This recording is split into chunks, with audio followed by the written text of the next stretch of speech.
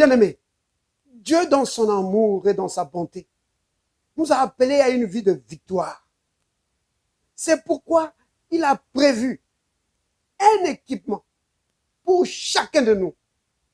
Aucun enfant de Dieu ne devrait manquer d'équipement.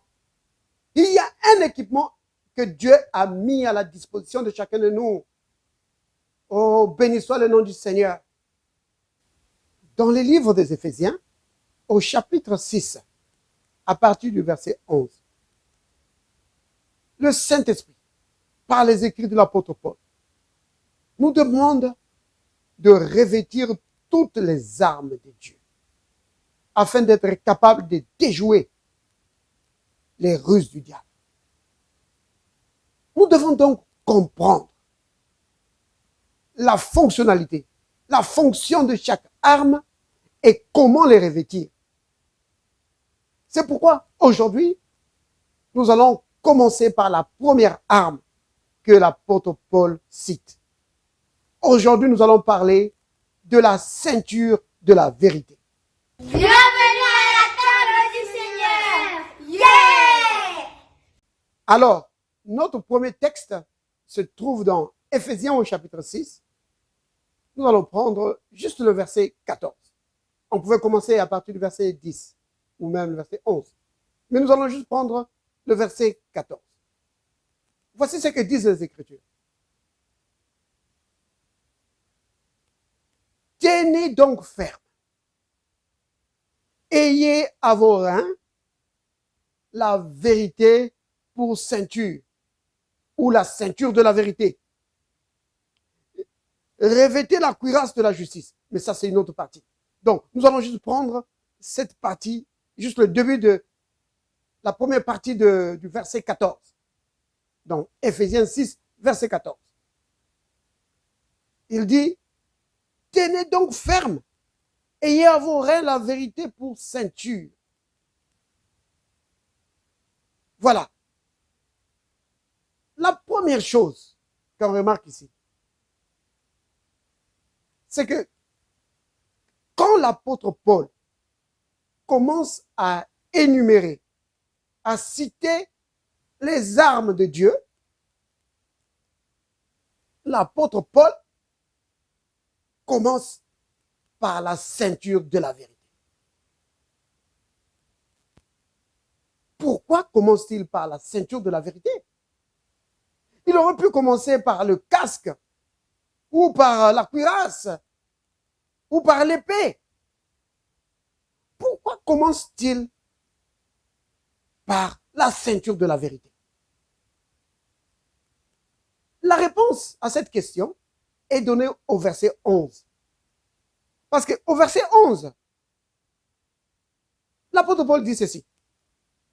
Revêtez-vous de toutes les armes de Dieu afin de pouvoir tenir ferme contre les ruses du diable.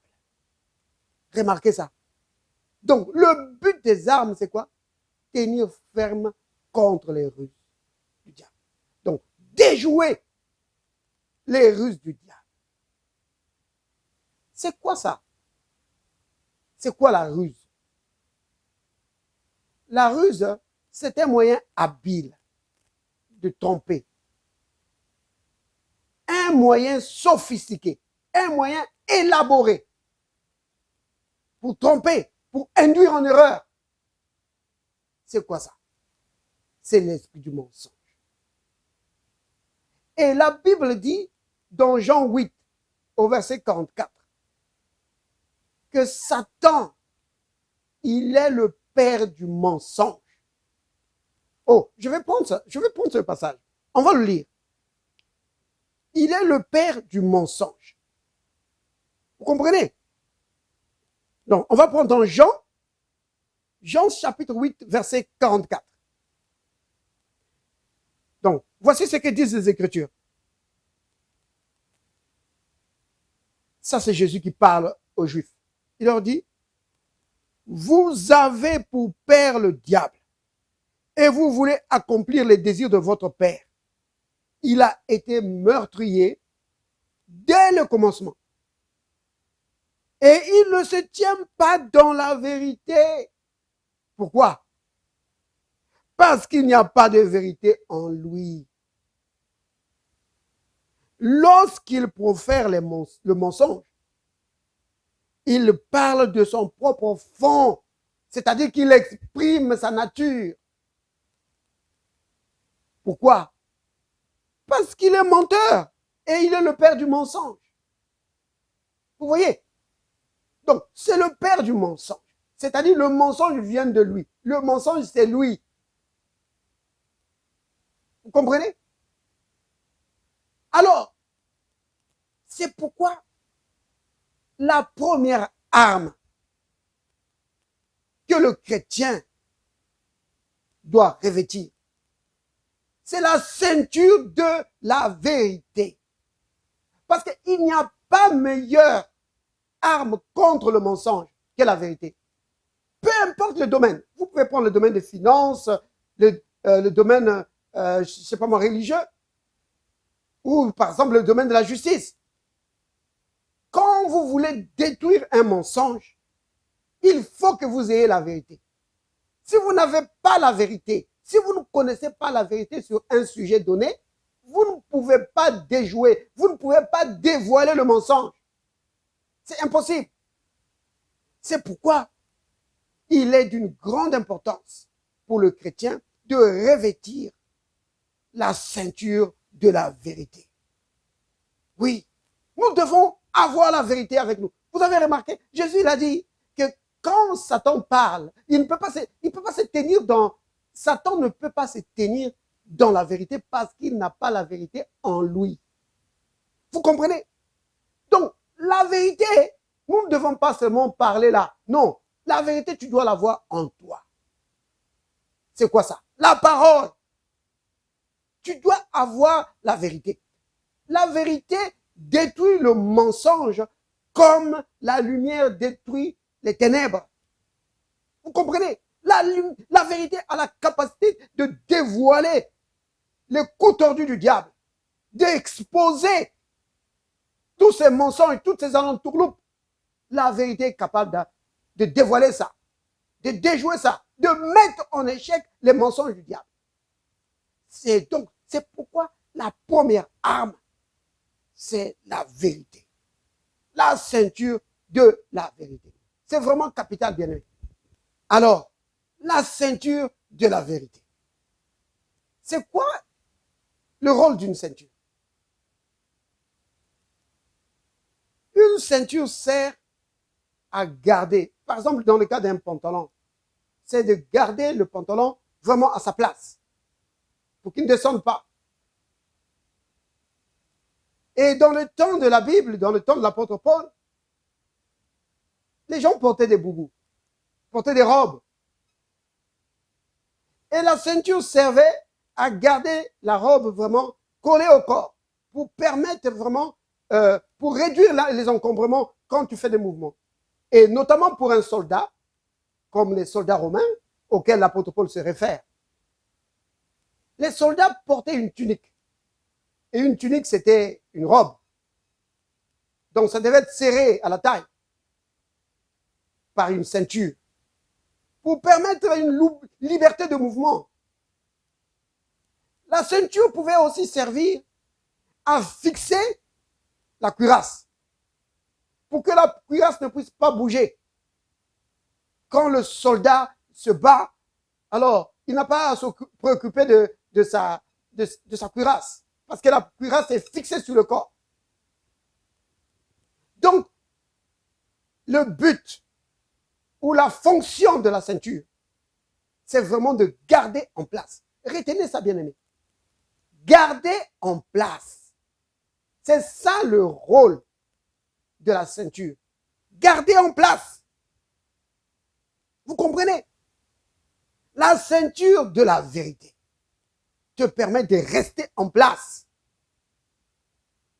Vous comprenez? C'est vraiment capital.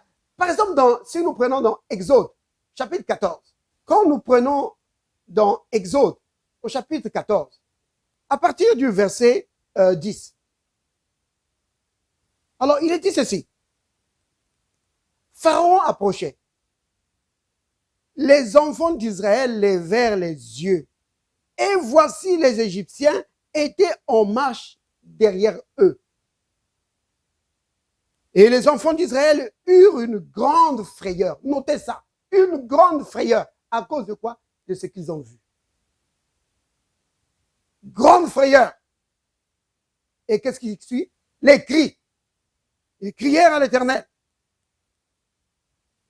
Ils dirent à Moïse, n'y avait-il pas de sépulcres en Égypte sans qu'il eût fût besoin de nous mener mourir au désert? Vous entendez ça? Donc, déjà, quand ils ont vu Pharaon, panique totale, et ils commencent déjà à avoir des visions de leur mort. Ils se voient déjà morts. Pharaon n'est même pas encore arrivé, mais il se voit déjà mort. Vous comprenez? À cause de la peur. Ils se voient morts. Et ils disent à Moïse, pourquoi tu nous as amenés ici pour venir mourir dans le désert? Il fallait qu'on meure en Égypte. Vous voyez? Maintenant, regardez. Verset 13. Moïse répondit au peuple, ne craignez rien. Restez en place. Oh là là, restez en place. Vous comprenez, bien-aimés? Nous parlons de la ceinture de la vérité. Ça te permet de rester en place. Vous comprenez? Parce que quand l'ennemi attaque, la première chose qu'il amène, souvenez-vous, c'est la peur, la frayeur, la panique. Pour que la personne soit maintenant gauche-droite. Il commence à chercher à gauche, à droite les solutions. La panique.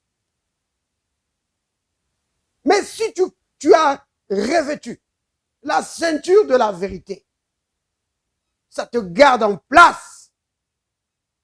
Et c'est ce que Moïse a demandé au peuple. Il dit, restez en place.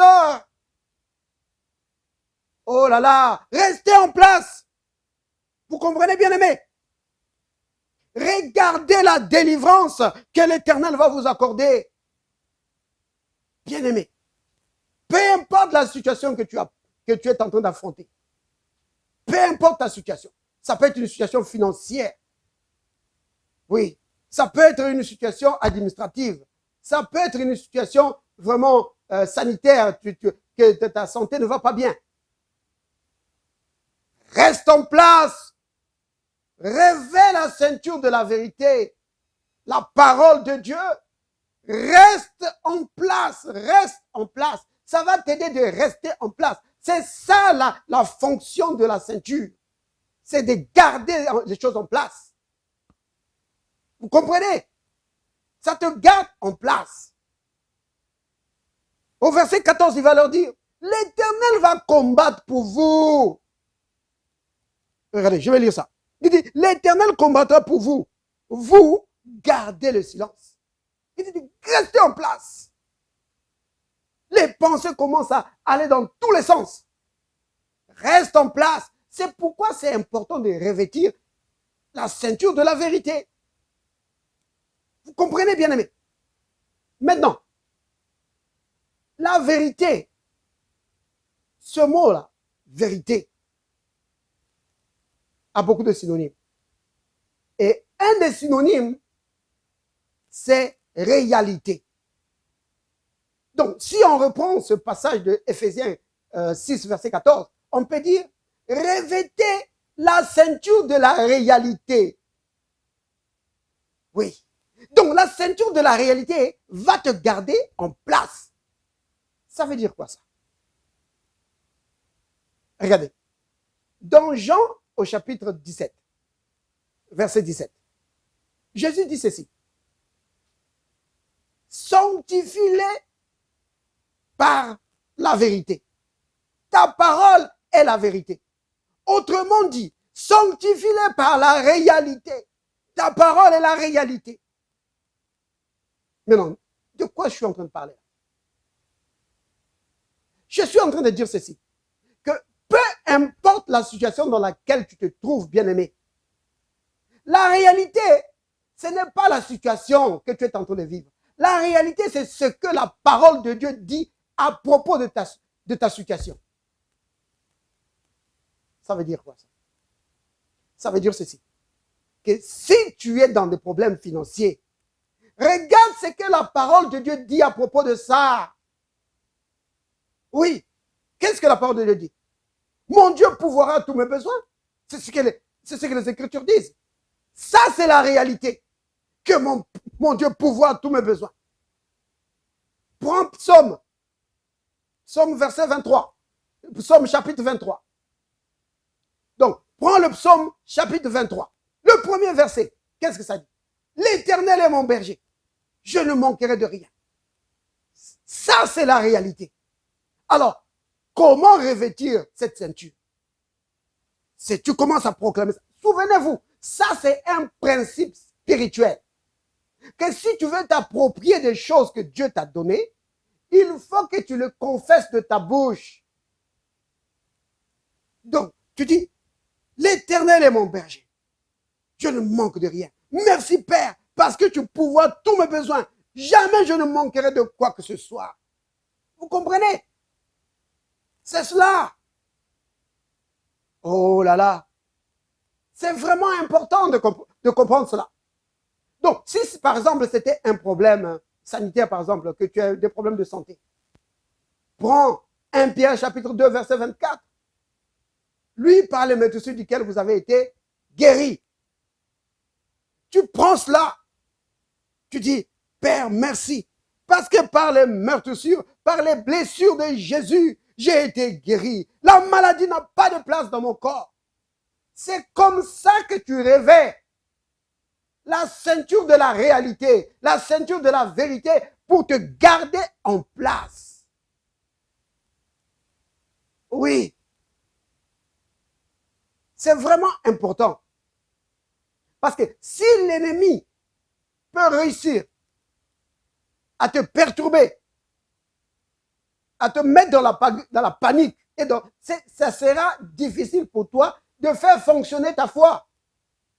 Ta foi ne pourra pas fonctionner quand tu es paniqué, quand tu es dans la peur. Donc, pour te garder en place, prends la ceinture de la vérité. C'est capital, bien-aimé. C'est vraiment capital. Maintenant, vous avez remarqué, le Seigneur Jésus dit dans Jean 17, 17, il dit, sanctifie-les par la vérité. Donc, la vérité, quand tu la prends, ça doit t'amener à la sanctification. Ça doit t'amener à une vie sanctifiée. Tu comprends, bien-aimé? C'est capital. Que celui qui embrasse la vérité, celui qui prend la vérité doit te sanctifier. Vous comprenez? La sanctification, c'est quelque chose de capital. Celui qui veut vivre dans la victoire doit marcher dans une vie sanctifiée. Pourquoi? Parce que si tu ne vis pas une vie sanctifiée, ça veut dire que tu as ouvert ta vie au diable. Ça veut dire que l'ennemi ne va pas avoir de difficultés d'avoir accès à ta vie. Il va passer par toutes sortes de chemins que toi tu lui donnes à cause de ta vie désordonnée. Mais si tu vis une vie sanctifiée, tu lui fermes les portes. Donc la ceinture de la vérité te garde en place. Alléluia. Et le moyen de revêtir la ceinture de la vérité, c'est de proclamer ça de la bouche. C'est capital. Tu dois prendre la parole et proclamer ça. Béni soit le nom du Seigneur. Alléluia. Bien-aimé, si tu es confronté à un problème financier, voici une autre écriture. C'est dans 1 Timothée au chapitre 6, verset 17. Il est dit, il nous donne toutes choses avec abondance pour que nous puissions en jouir. Donc Dieu pourvoit à tous nos besoins.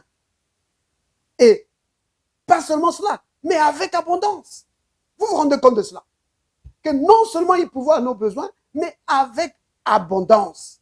Pourquoi? Pour que nous puissions en jouir, pour que nous puissions en profiter. Voilà l'amour du Seigneur pour nous. Et cette écriture, tu prends ça comme la vérité, comme la ceinture de la vérité, pour te garder en place. Quand le besoin financier est là, quand tu es secoué de toutes parts, facture ici, facture là-bas, besoin ici, besoin là-bas, prends la ceinture de la vérité, la parole de Dieu, et proclame. Oui, Père, merci. Parce que tu pourvois tous mes besoins avec abondance pour que je puisse en jouir. Merci, Père, pour ton amour envers moi. Merci, Père. Tu comprends? C'est comme ça que tu revêts la ceinture de la vérité. La réalité, c'est donc ce que la parole de Dieu dit. Et la parole de Dieu dit qu'il pourvoit tous tes besoins. Oui. Comme il le dit encore dans Philippiens 4, verset 19, que mon Dieu pourvoira à tous vos besoins selon sa richesse. Tu vois ça? Donc, nos besoins ne peuvent pas dépasser sa richesse parce qu'il pourvoit à nos besoins selon sa richesse. Donc, tu prends cette écriture, tu dis, Père, merci. Merci, Père, parce que tu pourvois tous mes besoins selon ta richesse. Jamais je ne serai dans le besoin de quoi que ce soit. Jamais je ne manquerai de quoi que ce soit. Béni sois-tu, Père. C'est comme ça que tu révèles la ceinture de la vérité, la ceinture de la réalité. Alléluia. Alors, prenons le cas d'Abraham. La Bible dit dans Romains, au chapitre 4, à partir du verset 19, sans faiblir dans la foi, il ne considéra point que son corps était déjà usé, puisqu'il avait près de 100 ans, et que Sarah n'était plus en état d'avoir des enfants.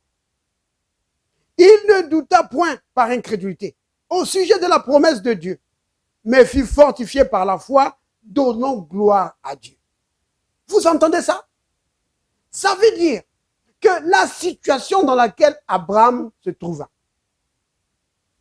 son corps et le corps de sa femme, il n'a pas regardé à ça, mais il a considéré la vérité de la parole de Dieu.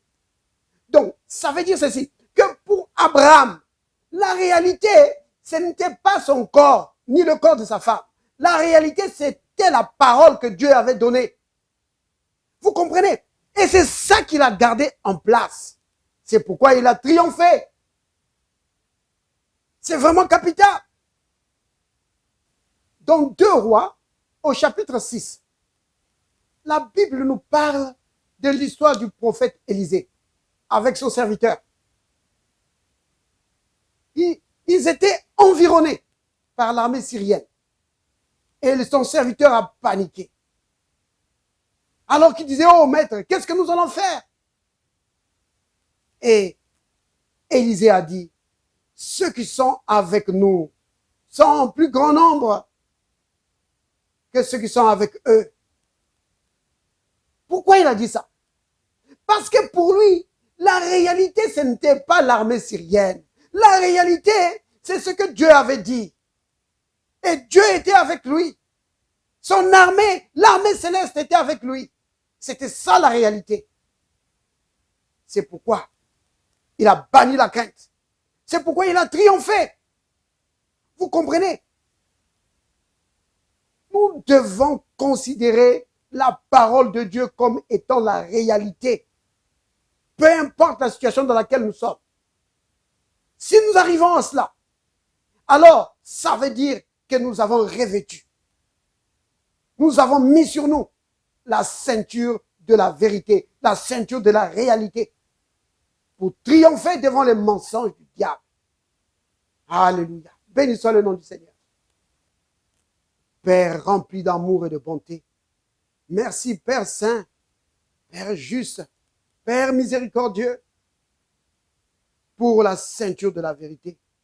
Merci pour ta parole que tu nous as donnée. Merci pour les armes de l'esprit que tu as mises à notre disposition, Seigneur. Oh, béni sois-tu. Oui, parce que tu désires notre victoire.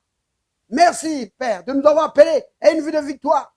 Et je rêvais la ceinture de la vérité pour rester en place quand l'ennemi attaque et triompher, peu importe les circonstances. Au nom de Jésus. Amen.